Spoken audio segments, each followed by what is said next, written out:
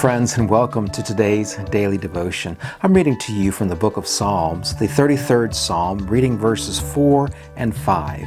Hear now these words.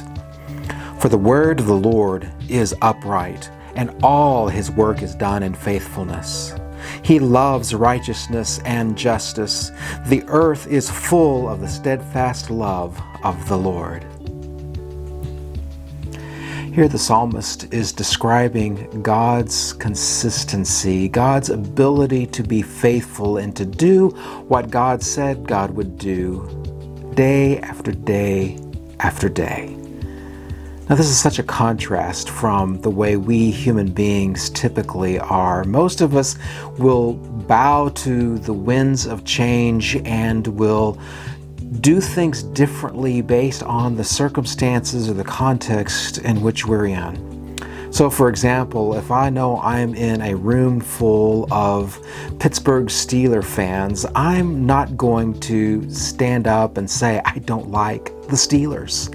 I'm just going to hold that to myself. On the other hand, if I'm in a room full of Dallas Cowboy fans, I will not hesitate to stand up and yell that I support the boys, and I'll yell, how about them Cowboys? Now, why am I different in one room from the other? Well, because my sports fandomness is not necessarily at the level of faithfulness that God is. Now, God's work is a whole lot more important than rooting for a professional sports team. And for us as human beings to be faithful to what God is doing is also much more important than rooting for a sports team. God's faithfulness should be reflected in our actions. We are expected to be faithful to God, which is why faithfulness is a fruit of the Spirit and something that we are talking about this week. Faithfulness, remaining true, remaining firm, no matter what.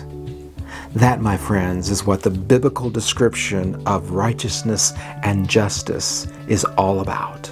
So I pray today you will be consistent and give God your faithfulness. And I'll see you tomorrow for another daily devotion.